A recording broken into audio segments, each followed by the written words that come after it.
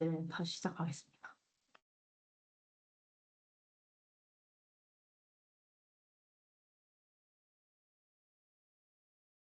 네, 이제 암에 대해서 이제 대략적인 통계가 어떻게 되는지 보여드렸고, 이제 암이 어떤 건지, 네, 알려드리도록 하겠습니다. 우선은 암 같은 경우는 보통 이제 세포, 저희 몸은 세포로 구성이 되어 있잖아요. 그래서 저희 몸의 정상세포들, 지금 암이 걸려 있지 않은 저희 몸에 있는 모든 정상세포들은 이제 저희가 계속해서 커지지 않잖아요. 저희 몸이 막 계속해서 길어지거나 커지지 않잖아요. 그거는 왜 그러냐? 세포 수가 계속 적정하게 유지가 되기 때문이에요. 세포가 보통 정상세포들은 세포가 분열을 하고 성장을 해서 그게 나이가 들면 죽어요. 그 자기 스스로 죽는 것처럼 사멸이라고 하거든요. 세포 사멸. 그래서 그 일련의 과정을 통해서 전체적인 세포 수가 유지가 돼요. 그래서 저희 몸이 커지거나 막 이렇게 잘못되진 않아요. 근데 암 같은 경우는 한번 이렇게 세포가 계속해서 커지는 거예요. 계속해서 이 성장 사이클이 끝나지가 않아서 이게 분열을 해서 성장하고 죽을 때 되면 죽어야 되는데 안 죽고 이 애들은 계속 분열하고 해서 세포 그 수가 점점 늘어나는 거예요. 그래서 계속해서 세포 수가 많아져서 덩어리가 커지는. 그리고 이게 결국엔 다른 정상세포들의 성장을 또 방해하고 죽이기도 하는, 네, 그런 게 암세포의 이제 문제라고 보시면 되거든요. 여기 그림을 보시면은, 보통은 이렇게 저희 사람 죽는 것처럼 태어나서 이제 분화하듯이 태어나서 이제 여러 성장을 하다가 죽을 때 되면 이제 나이가 조금 들면 이제 스스로 죽어서 또 다른 또 아기가 또 태어나고 이런 식으로 전체적인 이제 수가 거의 유지가 되는데 암 같은 경우는 나이가 들고 이제 애가 컨디션이 안 좋아져도 계속해서 그냥 분할을 하는 거예요. 그러니까 계속 많아지는 거예요. 근데 결국에는 사람이 많아지기만 하면 일은 안 하고 계속 많아지기만 하면 저희 먹는 영양분 같은 거는 다 뺏어가고 주변에 있는 애들은 출출 굶어 죽고 그럴 거 아니에요. 일하는 애들만 일하고 정상세포가 일은 다 하는데 이 암세포는 정상세포의 영양분을 다 뺏어 먹고 얘네는 점점 굶어 죽어요. 그러면 엄청 정상세포들이 힘들겠죠. 이 암이 그래서 안 좋은 거. 네. 근데 계속 퍼져서 다른 장기들이나 뭐 이런 데 넘어가 버리면 그 조직들에 있는 정상세포들도 괴롭힘을 당할 거 아니에요. 그래서 암이 되게 저희한테 안 좋은 것이고, 이 암 같은 경우도, 이런 종양 같은 경우도 악성 종양, 양성 종양이라고 구분을 할 수가 있어요. 악성 종양과 양성 종양 둘 다 나쁜 놈인데, 정상세포 기준으로는. 근데 좀 덜 나쁜 놈은 양성 종양이에요. 드라마 같은 데 보시면은, 종양 뭐 검사했다가 악성입니다. 뭐 이러잖아요. 이게 안 좋은 종양인 거죠. 그러니까 양성 종양과 악성 종양을 굳이 구분을 해본다면, 성장 속도나 이런 이제 종양이 계속해서 성장을 한다고 했잖아요. 성장 속도는 양성 종양이 그렇게 빠르진 않아요. 그리고 이 세포의 뭐 생김새나 뭐 분화 속도나 뭐 위험한 거, 전이가 된다거나 이런 부분에 대해서도 그렇게 위험하지가 않아요. 빨리빨리 자라거나 뭐 세포가 이상하게 뭐 다른 정상 많이 네, 방해할 정도로 그렇게 빨리 자라는 건 아니에요. 근데 대신 이게 정상세포랑은 다르기 때문에 뭐 제거하거나 하는 과정은 필요하지만 악성 종양 같은 거는 진짜 빨리 자라는 거예요. 그래서 아까 말씀드렸던 정상세포들을 밥을 다 뺏어 먹고 얘네 공간을 다 뺏어가고 일은 안 하면서 계속 부피만 늘리고 그러다 보면 이제 다른 신체 조직들을 누르기도 하고 그래서 얘네는 이제 제거를 잘 하고 또 이제 다른 이제 정량이 다른 이제 뭐 전이 같은 것도 많이 되기 때문에 잘 치료를 하는 게 중요한. 근데 치료도 어렵고. 네. 얘네는 세포 모양만 보셔도 양성은 정상세포랑 되게 비슷하게 생겼어요. 동글동글. 근데 악성 종양은 되게 불규칙한 모양을 가지고 있어요. 그리고 네, 이렇게 제거가 좀 어렵겠죠. 불규칙하면. 네, 그래서 이런 부분들을 또 보면서 이걸로 또 악성이냐 양성이냐를 구분을 이제 하기도 합니다. 검사를 통해서. 세포 모양을 보고. 네. 그래서 이런 악성 종양 같은 거는 무슨 종이라는 이름을 붙여요. 네, 보통. 그래서 여기 다음에서 보시면은 여기 암종 보시면 편평세포 암종, 선암종 이런 것도 보면 종자가 끝에 들어가잖아요. 그리고 림프종 이런 것도 종자가 들어가잖아요. 이런 것들은 결국엔 이제 악성이다라는 거를 저희가 또 유추해 볼 수 있을 것 같고, 암 같은 경우는 세 가지 정도로 나눌 수 있어요. 그러니까 암종, 육종, 혈액암. 암종 같은 경우는 이런 상피세포의 기원인 그런 것들. 편평세포 암종이나 또는 선암종, 뭐 유방암, 갑상선암 뭐 이런 것들 있잖아요. 그러니까 선이잖아요. 그러니까 그런 데서 이제 기원을 하는 그런 암종이 있고 육종 같은 경우는 지방이나 근육에서 네, 암이 생겼을 경우.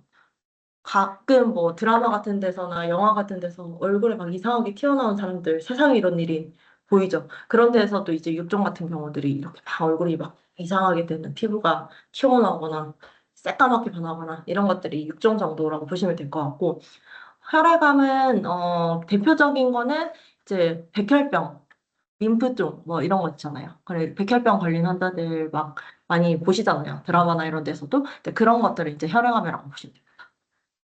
네. 이거를 이제 발생학적으로 분류를 하면 이렇게 크게 세 가지로 분류를 할 수 있고요. 이런 이제 암종들은 진단을 어떻게 하냐?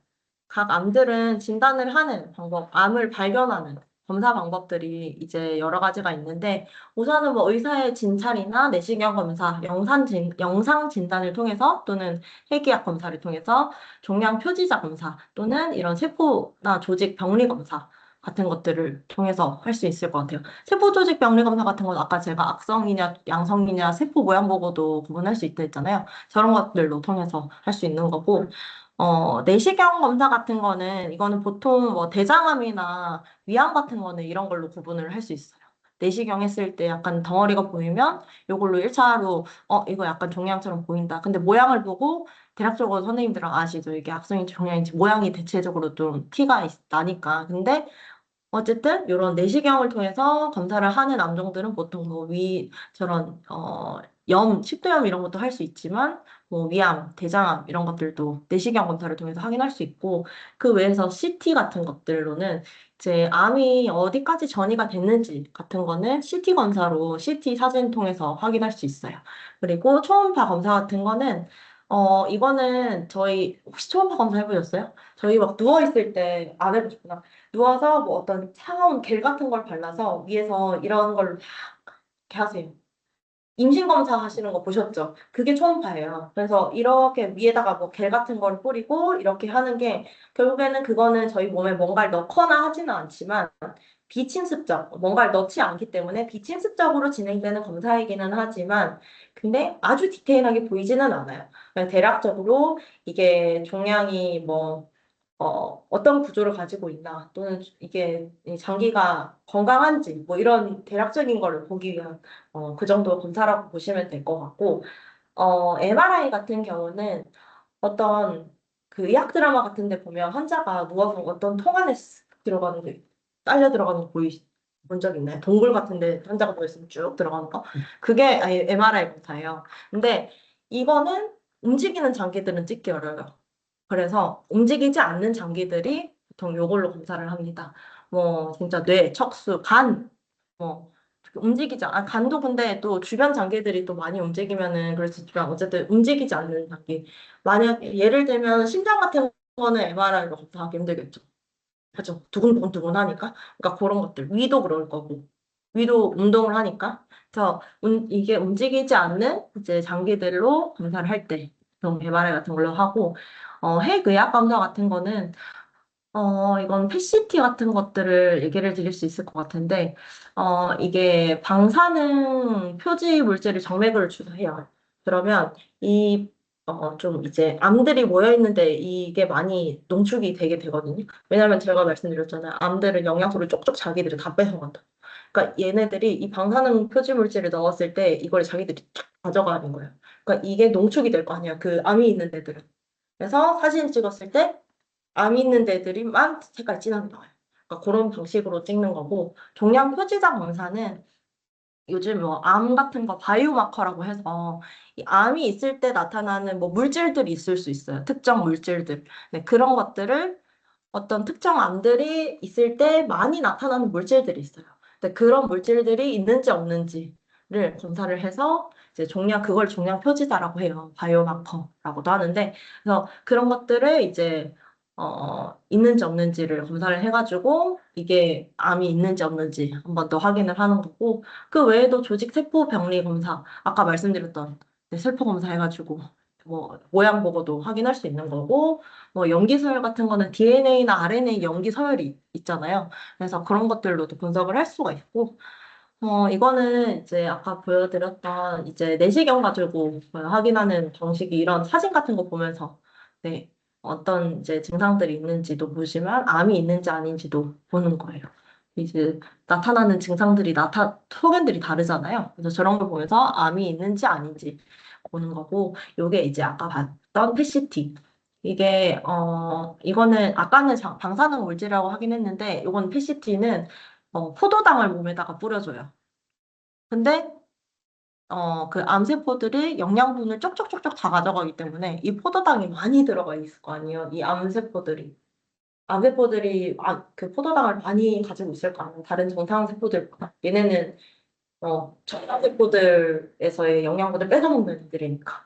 그래서 사진 찍고 보면 이게 PCT 결과 이렇게 진하게 나오는 애들은 암세포 조직인 거예요. 또 이런 식으로 확인을 할 수 있는 거죠. 음.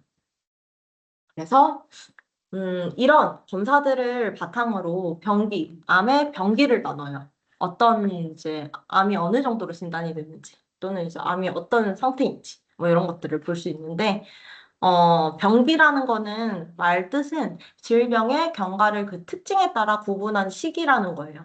그 시기인데 특징에 따라 구분을 해요. 특징은 여러 가지가 있을 수 있을 것 같아요. 보면 TNM이라고도 하는데, 이 TNM이라는 이제 포인트를 잡아서 특징을 나누게 되고, 그리고 AGCC 스테이지에 따라서 암의 시기, 진행이 얼마나 됐는지를 또 나누기도 해요. 그래서 특징에 따라서 진행이 얼마나 됐는지까지 의미를 담아서 한 게 이제 병기라고 보시면 될 것 같고, 특징을 아까 말씀드렸잖아요. T는 이제 종양이 있다면 이 종양이 얼마나 특정 장기에서, 예를 들어 간암이면 간 내에서 얼마나 국한되어 있는지. 이게 작거나 좀 더 크거나, 뭐 1cm, 2cm, 3cm, 그리고 뭐 5cm인데 여기 종양이 장기의 경계에 이렇게 뻗어 있거나, 뭐 크기에 따라 이렇게 이제 국한이 얼마나 이 특정 장기에 국한되어 있는지 정도에 따라서 나누는 게 T이고요.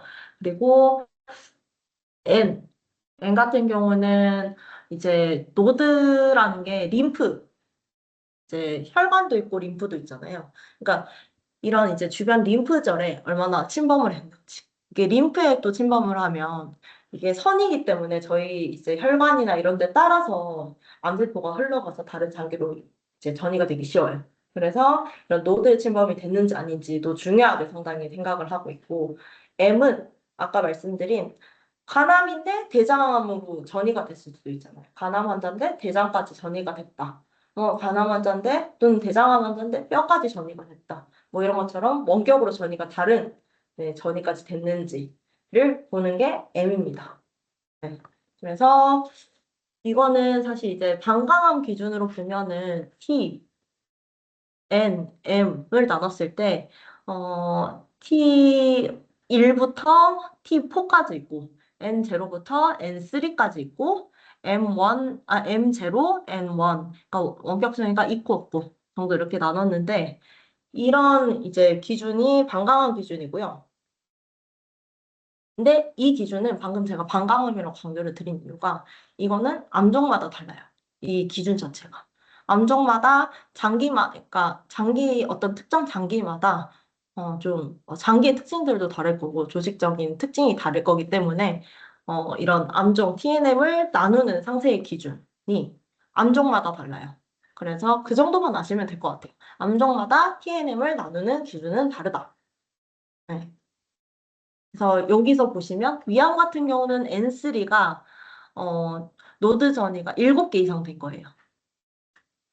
위암은 N3에서 노드 전이가 7개 이상인데 유방암에서는 N3가 노즈정이 10개까지, 10개 이상이에요. 요런 이제 세부적인 이런 개수 같은 거는, 세부 기준은 다른 거죠. 같은 N3지만 얘는 7개, 얘는 10개. 이건 암종마다 달라요. 네, 그래서 그냥 이제 암종마다 다르구나. 근데 이런 이제 암은 특징을 TNM 기준으로 나누구나 라는 정도만 아시면 될 것 같아요. 그리고 요것도 보시면은 혈관이나 뭐 림프 전이 같은 거는 다른 이제 장기 주변 장기로 전이가 잘 될 수 있는 환경이 구성이 되거든요. 그래서 원격 전이가 되는 거예요. 그래서 이런 걸 바탕으로 국소인지 또는 조금 국소인데 조금 이제 전이는 아니지만 많이 장기를 많이 이제 건드리고 있는지, 어떤 특정 장기에서 많이 범위를 차지하고 있는지, 또는 뭐 림프를 통해서 노드 전이가 됐거나, 또는 뭐 원격 다른 장기로 전이가 됐는지 여부에 따라서도 국소 진행성, 전이, 뭐 이렇게 이제 진행 정도를 나눌 수 있고, 그리고 암종마다 다르기는 하지만 보통은 이렇게 국소 진행성쯤에 또 초기쯤에 절제가 가능한지, 절제가 불가능한지 또 이제 확인을 할 수 있어요. 절제가 가능하면 수술로 잘라내겠죠. 근데 그게 불가능한 경우는 보통 이제 약물 같은 항암제 치료로 치료를 하겠죠. 그리고 암도 사실 처음에 치료를 했어도 재발을 할 수가 있잖아요. 그래서 재발을 안 했을 수도 있지만 재발을 했는지 아닌지에 따라서 이게 첫 번째인지 아니면 재발을 해서 재발이었는지 뭐 이런 걸 따라서 재발 여부를 또 나뉠 수도 있습니다. 그래서 그거에 따라서도 이제 치료 전략이 달라질 수 있을 거고, 아까 제가 TNM을 말씀드렸잖아요. 이런 특징을 바탕으로, 어, 이 AJCC 스테이지를 나누게 돼요. 뭐 몇 기 이렇게. 암 몇 기 뭐 이렇게 하잖아요. 그래서 그런 거를 또 이제 AGCC 스테이지로 얘기를 하는데, 이 스테이지도 사실 암종마다 달라요. 그래서 TNM 기준도 암종마다 다르고, AJCC 기준도 암종마다 다릅니다. 그리고 이 AJCC 기준은 아메리칸에서 이제 미국 기준으로 암의 그 스테이지를 나누는 걸 AJCC 스테이지라고 하거든요. 근데 저희가 이제 많이 처방을 하고 있는 간암 같은 경우는 조금 다른 게, 간 같은 경우는 간 기능 검사 들어보셨죠? 네. 간 같은 경우는 어떤 간의 기능 같은 것도 되게 중요해요. 치료 전략을 세우는데.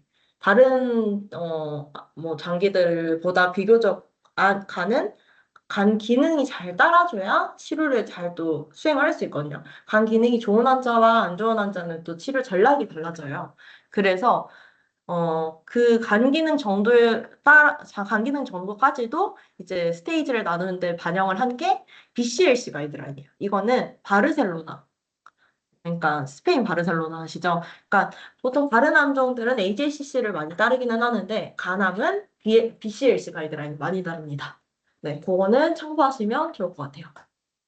그리고 이민세일씨가 근치적 절제술 이후 이제 항암 보조요법으로 쓰이는 거잖아요.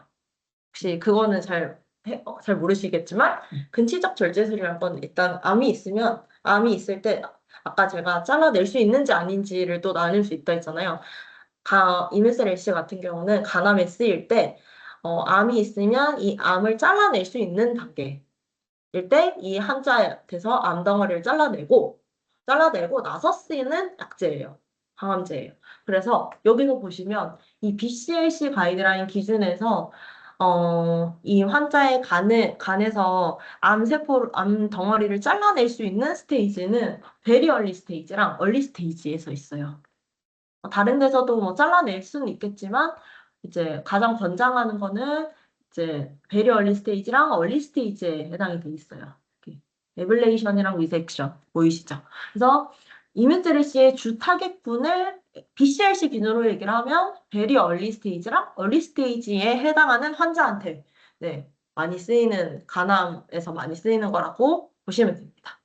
네.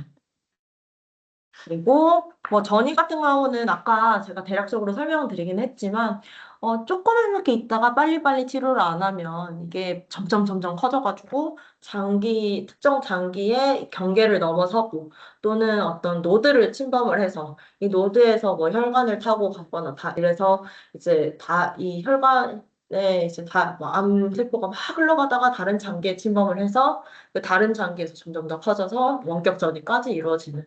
그래서 이런 것들을 보시면은 결국에는 일단 T3가 장기를 뚫고 나오는 거거든요. 아까 말씀드렸잖아요. 경계를 이제 침범하는 걸로. 그래서 그러고 나면 보통 이제 전이가 잘 되는 경우라고 할 수 있죠. 네, T3 이전에 잘라내는 게 제일 이제 어, 안전한 거죠. 재발로부터는 좀 더 비교적 안전한 거죠. 근데 가난 같은 경우는 그래도 재발을 정말 잘합니다. 그래서 아까 사망률이 2위였던 거예요.